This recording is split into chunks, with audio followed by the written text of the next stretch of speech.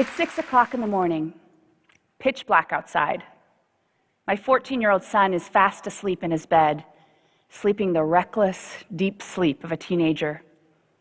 I flip on the light and physically shake the poor boy awake, because I know that, like ripping off a Band-Aid, it's better to get it over with quickly. I have a friend who yells fire just to rouse her sleeping teen, and another who got so fed up that she had to dump cold water on her son's head just to get him out of bed. Sound brutal, but perhaps familiar? Every morning I ask myself, how can I, knowing what I know and doing what I do for a living, be doing this to my own son? You see, I'm a sleep researcher. So I know far too much about sleep and the consequences of sleep loss. I know that I'm depriving my son of the sleep he desperately needs as a rapidly growing teenager. I also know that by waking him up hours before his natural biological clock tells him he's ready, I'm literally robbing him of his dreams, the type of sleep most associated with learning, memory consolidation, and emotional processing. But it's not just my kid that's being deprived of sleep. Sleep deprivation among American teenagers is an epidemic. Only about 1 in 10 gets the 8 to 10 hours of sleep per night recommended by sleep scientists and pediatricians. Now, if you're thinking to yourself, phew, we're doing good, my kid's getting 8 hours. Remember, 8 hours is the minimum recommendation. You're barely passing. 8 hours is kind of like getting a C on your report card. There are many factors contributing to this epidemic, but a major factor preventing teens from getting the sleep they need is actually a matter of public policy, not hormones, social lives, or Snapchat. Across the country, many schools are starting around 7:30 a.m. or earlier, despite the fact that major medical organizations recommend that middle and high schools start no earlier than 8:30 a.m. These early start policies have a direct effect on how much, or really how little, sleep American teenagers are getting. They're also pitting teenagers and their parents in a fundamentally unwinnable fight against their own bodies.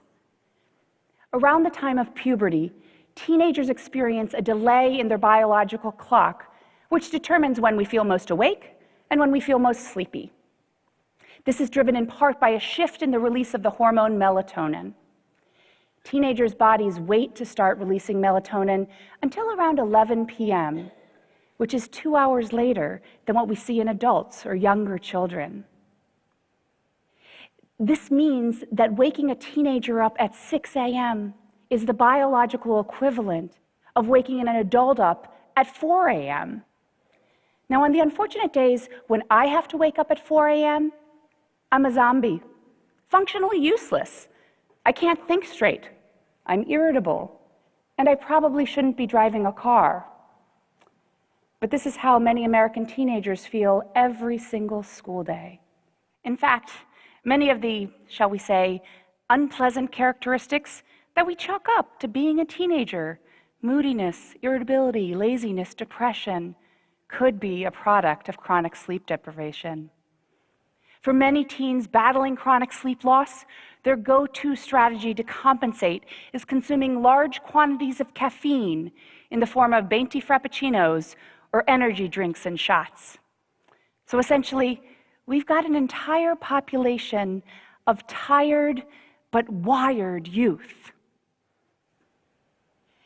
Advocates of sleep-friendly start times know that adolescence is a period of dramatic brain development, particularly in the parts of the brain that are responsible for those higher-order thinking processes, including reasoning, problem-solving, and good judgment. In other words, the very type of brain activity that's responsible for reining in those impulsive and often risky behaviors that are so characteristic of adolescence and that are so terrifying to us parents of teenagers.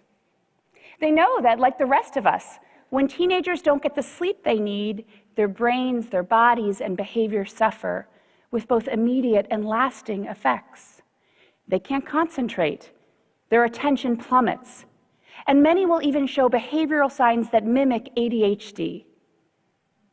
But the consequences of teen sleep loss go well beyond the classroom, sadly contributing to many of the mental health problems that skyrocket during adolescence, including substance use, depression, and suicide.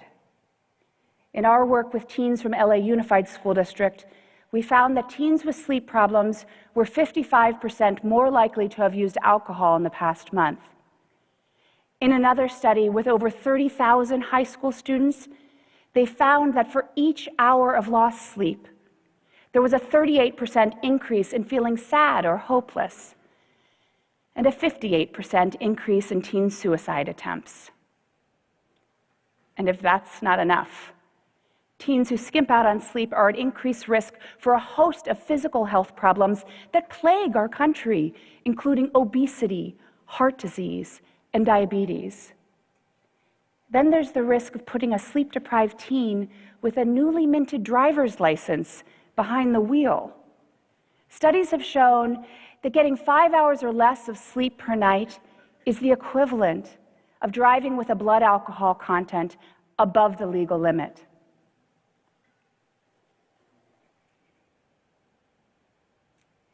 Advocates of sleep-friendly start times and researchers in this area have produced tremendous science showing the tremendous benefits of later start times. The findings are unequivocal, and as a sleep scientist, I rarely get to speak with that kind of certainty. Teens from districts with later start times get more sleep. To the naysayers who may think that if schools start later, teens will just stay up later. The truth is, their bedtimes stay the same, but their wake-up times get extended, resulting in more sleep. They're more likely to show up for school. School absences dropped by 25% in one district, and they're less likely to drop out. Not surprisingly, they do better academically. So this has real implications for reducing the achievement gap. Standardized test scores in math and reading go up by 2 to 3 percentage points. That's as powerful as reducing class sizes by 1/3 fewer students, or replacing a so-so teacher in the classroom with a truly outstanding one. Their mental and physical health improves, and even their families are happier. I mean, who wouldn't enjoy a little more pleasantness from our teens and a little less crankiness? Even their communities are safer because car crash rates go down, a 70% reduction in one district. Now, given these tremendous benefits, you might think, well, this is a no-brainer, right? So why have we, as a society, failed to heed this call? Often the argument against later start times goes something like this. Why should we delay start times for teenagers? We need to toughen them up so they're ready for the real world. But that's like saying to the parent of a 2-year-old, don't let Johnny nap, or he won't be ready for kindergarten. Delaying start times also presents many logistical challenges, not just for students and their families, but for communities as a whole. Updating bus routes, increased transportation costs, impact on sports, care before or after school. These are the same concerns that come up in district after district time and again around the country as school start times are debated. And they're legitimate concerns. But these are problems we have to work through.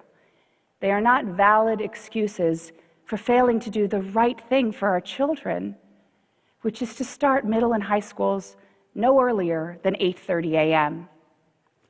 And in districts around the country, big and small, who have made this change, they've found that these fears are often unfounded and far outweighed by the tremendous benefits for our student health and performance and our collective public safety.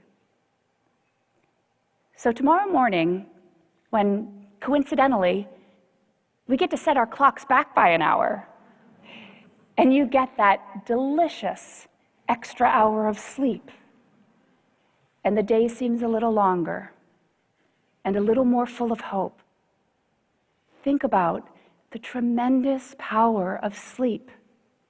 And think about what a gift it would be for our children to be able to wake up naturally in harmony with their own biology.